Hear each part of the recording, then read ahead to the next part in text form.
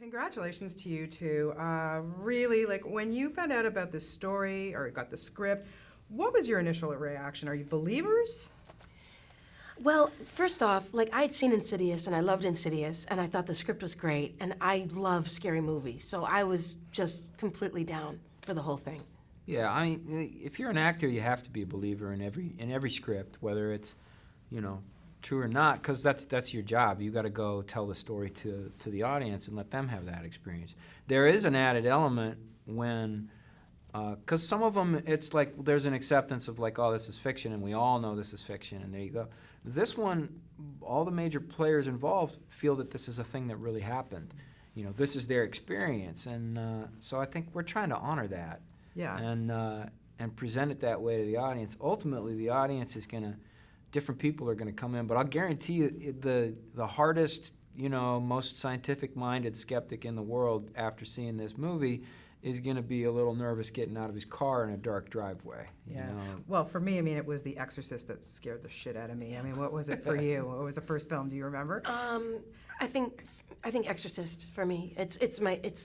Yeah, I mean, this is coming. This is maybe gonna rise above it. I remember The Shining. The Shining was the one that got me earliest. Yeah, they're scary stuff. Yeah. Having somebody like Lorraine Warren, I guess, at your fingertips to have around, did you guys take advantage of like sitting down and talking to her to get her real life experience, or was it important maybe not to talk to her so much? The latter for me, I think. Mm-hmm. Yeah, I felt like Patrick and Vera had to, you know, that was their thing, and it just didn't feel right to go. It was from a distance, a nice, you know, respect, but especially if I'm possessed, I wasn't comfortable being around a Ghostbuster. Do you know what I'm saying? Like, it just was like, I'm possessed. I don't want to go with someone who's gonna unpossess me. You know?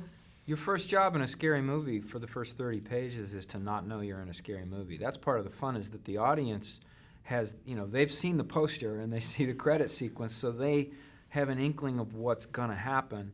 But the characters really have no idea what they're in for. So, you know, it makes it a little tricky, but you want to sort of prepare to know as little as possible about what's going on so it can all take you by surprise. Yeah. You take a beating in this movie like I've never seen before. What kind of prep did you have to do to even get psychologically prepared for this role? Sure. Well, vocally, I had to figure out a way to scream without killing my voice, so I had to do a whole vocal thing. So I had some vocal exercises. I knew I needed to be in shape, and I knew I needed to do warm-ups and eat right, sleep right. Really like a physical thing, like a marathon, really, like a training. You know, that's what it was. And I felt totally up to it. I was totally fine, you know. Yeah, wow. It was, wow. I mean, what was it like watching her go through some of these scenes? I'll tell you, it was a big part of the reason that I was excited to sign on and do this movie. One, because I saw Insidious, and two, because I knew that Lili, when I signed on, Lili was already on board to play this role. It's a pivotal role in the thing, you know what I mean? It's not easy work to do, and if it's not good, the movie doesn't work. You know what I mean? Like, you can do whatever you can do with CGI and masks, but ultimately it comes down, you know, to how good, you know, The Exorcist is great because Linda Blair is great.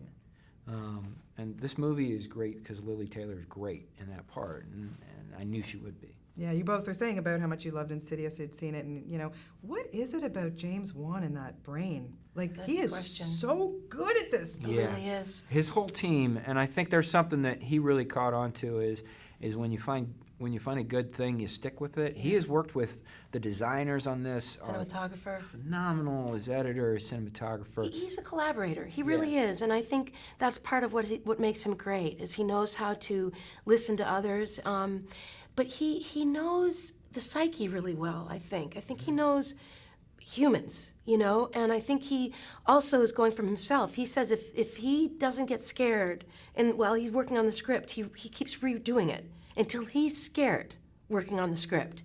So he's putting himself, empathy. He's got empathy. That's one of the things. Yeah, and when you're working on a film like this, does anything creepy actually happen on set? Not on this one. Not on this one. I think we had a guardian angel going into this one. I was saying earlier, it's like I had a little thing where a week before I left, I fell off a ladder and down a flight of stairs. And halfway down the stairs, I was like, all right, I'm probably not going to be able to go do this movie when I land because I don't know what's going to... And I was fine. So I think after that, I felt like, all right, you know, somebody's looking out for me. I think I got off easy on this one.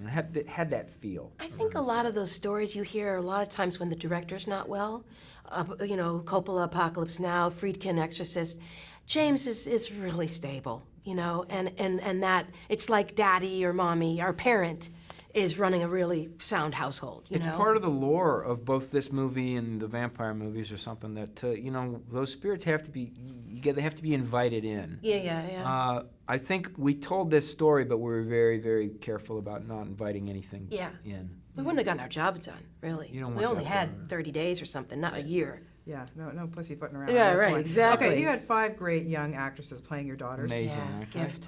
Really, each one was better than the next. They were all so amazing. How Yeah. on earth, listen, I get it. You're making a movie, but really, were they not creeped out? Like, how did you guys keep them, comfortable? They kept us comfortable. Yeah. Really, I'm not kidding. It's that kid spirit. It's that resiliency, that ability to just move on. They're playing games. They're full of joy. They're singing. They helped the crew. We didn't have to help them.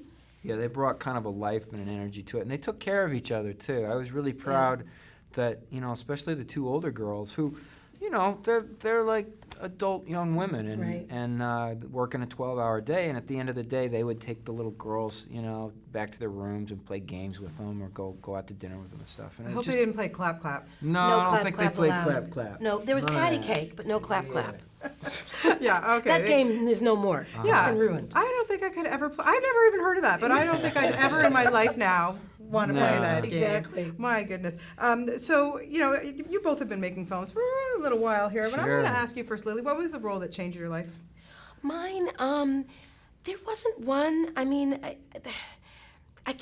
there wasn't one. I mean, there was some that I shot Andy Warhol was a very collaborative experience and fulfilling, but Arizona Dream with Amir Kusturica took a year and that. So each one is special to me, like a child, Yeah. How about for you, Ron? They all do a little bit. I know that's kind of a cop-out answer, but they all, if you're doing it right, there's no reason to play a part unless it's going to change your life somehow. Right. There was one I'll pick one that called Holly that I think was, that kind of was a drastic shift. But this one was, I wouldn't have expected that this one would change my life in the way it did, but it really did. And very quickly, did you ever want to go back and visit the real house? No, I don't play with that stuff. It's not a joke to me. No way. No, I don't need to. Yeah, you've been there, done that. You Yeah. guys did a phenomenal job in this movie. Really Thank you. scared the crap out of me. Good. Thank you.